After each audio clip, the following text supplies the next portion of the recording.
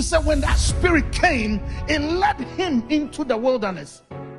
And after 40 days, he came in the power of the spirit. The first one took him into the kingdom because he's leading by example.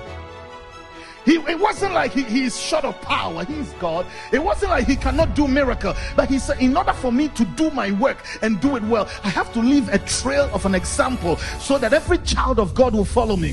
So when I came out of the water, I know I needed to get into the kingdom, but there is a first level of spirit that comes upon you to make you sensitive to the presence of God. So when somebody gets saved and we water baptize them, the spirit of God comes upon them that creates conviction in their heart. It makes them aware that there is God.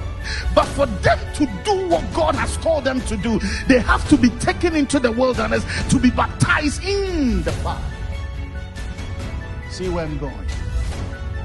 But most of the time we stop at just at the water baptism level. So just a year, 2, 3, 4, we say that individual have backslidden. They are not going to church anymore. They don't have a desire to pray. It is not them. When the enemy came, the enemy could not find fire.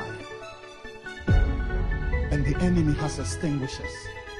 He can let your neighbor get you upset. He can let somebody say something to you. He can let somebody do things at you that will hurt you so bad. You say, I'm done with church. I'm not going to church. I am this, I'm this. Because your fire is at the first level. But when your fire is burning, the enemy cannot even come close. Why? Because you will say like Jesus said, he came to me but he found nothing. Because when fire is burning in you, it burns every child. When you are getting angry, you will hear the fire say, that anger doesn't belong here. When you're getting upset, you will hear God say, you're going somewhere you cannot afford to be upset. These are things that the fire will do for you that the first level of baptism will not. Because how do you breathe over 12 disciples and then turn around and tell them, wait until the fire? What did you just give us? You just breathe on us.